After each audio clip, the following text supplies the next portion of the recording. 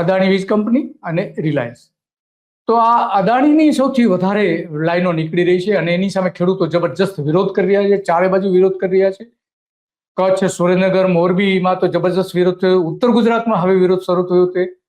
તો આ 18 કંપનીઓ જે છે એમાં કિસાન સંઘર્ષ સમિતિ જેમણે માંગણી કરી છે કે ખેડૂતોને એક પોલ દીઠ 2 કરોડ રૂપિયાનો વળતર આપવામાં આવે. અને આ કંપનીઓ જે છે એ થોડા લાખ આપી રહી છે અને દર મહિને 50,000નું ભાડું આપવામાં આવે, આવી માંગણી એમણે કરી છે. કારણ કે કંપની પોતે નફો કમાવા માટે થઈને આ કરી રહી છે અને એટલા માટે આ સમગ્ર બાબત અત્યંત ગંભીર બની ગઈ છે.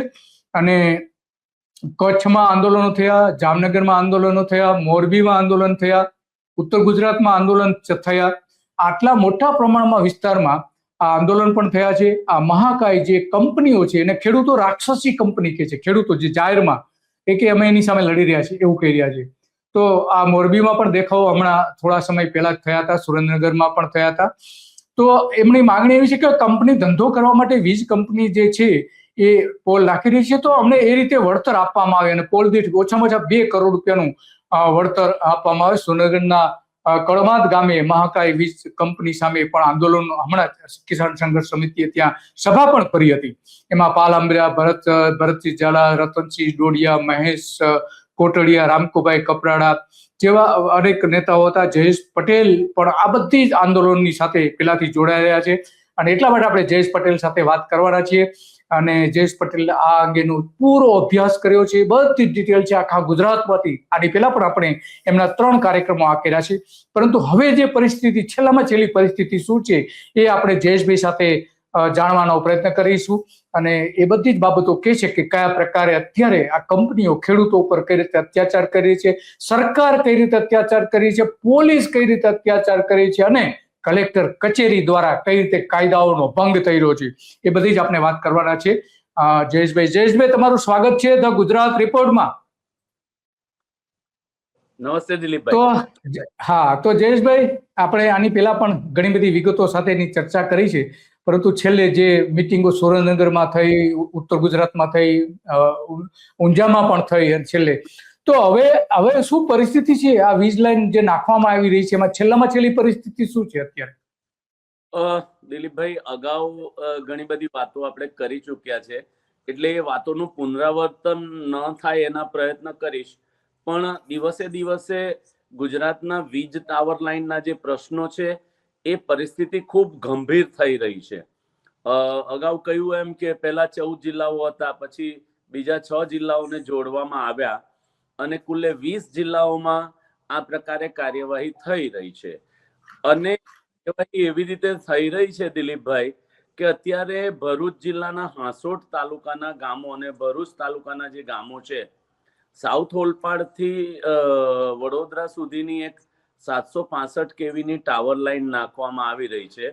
આજે ભરૂચ જિલ્લા કલેક્ટરમાં એના હિયરિંગ્સ હતા અને હિયરિંગમાં અમે લોકો ગયા હતા. ખેડૂતોએ અમને કહ્યું હતું એટલે ખેડૂતોની પાસે પહેલા તો કલેક્ટર દ્વારા અધિકાર પત્રની માંગણી કરવામાં આવી કે જયેશભાઈ, તમે આવ્યા છો તો તમારે કયા અધિકારથી બોલી શકો છો. જે 20 જિલ્લામાંથી 19 જિલ્લાઓમાં અમે જ્યારે જઈએ છીએ ત્યારે કલેક્ટર માંગતા નથી હોતા, પણ ભરૂચ જિલ્લાના કલેક્ટર અને એટલી બધી ઉતાવળથી આજે કાર્યવાહી કરવાની પેરવીમાં હતા કે હજી તો ઘણા ખેડૂતોને નોટિસ પણ મળી નથી.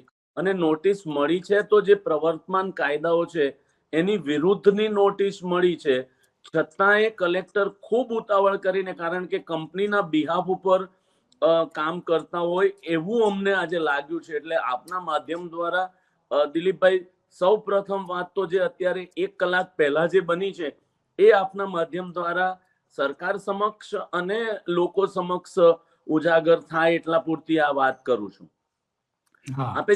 બરાબર છે. તો આ ભરૂચ, હા, તો આ ભરૂચની જે વાત છે એ કઈ લાઈન છે? એ વડોદરાથી સાઉથ ઓલપાડ એટલે દક્ષિણ ઓલપાડમાં એક સબસ્ટેશન બાંધવામાં આવે છે. અને જો આપ એ વાતથી વાકેફ હો તો ત્યાં અમારા જે ચૂંટાયેલા પ્રતિનિધિ તે સમયના મંત્રી, એમણે એ જમીનને ખરીદીને જાહેરનામું બહાર પડે તે પહેલા નોન એગ્રીકલ્ચર કરાવી અને power grid south Olpad power grid corporation લિમિટેડની એક કંપની બનાવવામાં આવી પાવર ગ્રીડની સબસિડિયરી તરીકે, અને મોટા ભાગની જમીનો એટલે 46 હેક્ટર જમીનનું સંપાદન કરવાનું જાહેરનામું પડતા પહેલા લગભગ 35 હેક્ટર જમીન જે બિન ખેતી લાયક હતી અને ખેતીના ઉપયોગવાળી હતી એને 4 મહિનામાં સુરત જિલ્લાના કલેક્ટરે એને નોન એગ્રીકલ્ચર કરાવી દીધી. અને એ ફરિયાદ અમે માન્ય મુખ્યમંત્રી શ્રી માન્ય પ્રધાનમંત્રી શ્રીને કરી અને 250 કરોડ કરતા વધારે સરકારી તિજોરીને ફટકો પડે એવું અમારા વિસ્તારના ચૂંટાયેલા પ્રતિનિધિ દ્વારા કામ કરવામાં આવ્યું છે. દિલીપભાઈ, આ જે વડોદરાથી સાઉથ ઓલપાડ 765 kV ની લાઈન આવે છે અને ત્યાંથી દક્ષિણ ગુજરાતમાં અને મહારાષ્ટ્રમાં વીજળી સપ્લાય કરવાના છે, એટલે બોઈસર સુધી લાઈન જવાની છે. બોઈસર માટે જે પાવર સપ્લાય લઈ જાય છે એ ખાનગી કંપની છે સ્ટરલાઇટ, પણ એ પાવર ગ્રીડ જ અત્યારે એની પાછળ કામ કરી રહ્યું છે. એટલે પાવર ગ્રીડ ખાસ કરીને અદાણી કંપની છે, અદાણી કંપનીના પાવર ડિસ્ટ્રીબ્યુશન માટેના ટાવર બાંધવાનું એને કોન્ટ્રાક્ટ મળ્યો છે અને લોક સમક્ષ જઈને એવું કહે છે કે અમે તો સરકારી કંપની છે એટલે તમે સરકારી કામમાં અડચણ નહીં ઊભી કરી શકો. હવે ખેડૂતને હાંસોટ તાલુકાના એક ગામમાં તો એવા પ્રસંગ બન્યા કે ખેડૂતોને નોટિસ પણ નહોતી મળી. કલેક્ટર દ્વારા જે સુનાવણી છે એ સુનાવણીની પ્રક્રિયા ચાલે છે અને તેમ છતાંય ખેડૂતના ખેતરમાં ઘૂસીને થાંભલો બાંધવા માટે જમીન ખોદી નાખી પાયા ખોદી દીધા. એટલે આટલી બધી જો હુકમીથી પોલીસ તંત્રનો અને વહીવટી તંત્રને સાથે અને દુરુપયોગ કરીને ખેડૂતો ઉપર જો હુકમી કરે છે. આ બીજો પ્રસંગ છે. ત્રીજો પ્રસંગ છે દિલીપભાઈ, ગઈકાલે અમે વાંકાનેર તાલુકાનું એક ગામ છે ત્યાં અચ્છા જયેશભાઈ, આ જે તમે ભરૂચ વડોદરા ઓલપાડની જે વાત કરો છો તો એ આગળથી ક્યાંથી આવે છે? કચ્છમાંથી આવી રહી છે આ લાઈન? નહીં, એ આમાં શું છે, કચ્છમાંથી અદાણીની 4 લાઈનો નીકળે છે. એક લાઈન વટામણ આવીને અટકી જાય, પણ એ પાછી વટામણથી નવસારી જાય. બીજી લાઈન એના એ લોકો પાર્ટ કરી દીધા છે. કારણ કે શું ટેકનિકલી હશે મને ખબર નથી, પણ અદાણીની જ એક લાઈન વટામણ સુધી આવે એ ખાવડાથી વટામણનો વિસ્તાર કહેવાય. પછી બીજી એક અમદાવાદ આવે એ અમદાવાદ થી ખાવડાનો પોર્શન કહેવાય. બીજી એક ખાવડાથી વડોદરા આવે એ ત્રીજો એક વિભાગ કહેવાય. અને ત્યાંથી ઓલપાડ જાય, અમદાવાદથી નવસારી જાય, વટામણથી નવસારી જાય, ઓલપાડથી બોઈસર જાય, ઓલપાડથી બીજા વિસ્તારમાં જાય. એટલે આજે અગાઉ આપણી સાથે વાત થઈ છે, આપ એ બાબતથી વાકેફ છો. છતાંય પુનરાવર્તન થાય છે તેમ છતાંય ગુજરાતમાં 20 થી 22 લાઈનોનું નેટવર્ક ગુજરાતના 20 જિલ્લાઓમાં પાથરવા માટે જઈ રહ્યા છે.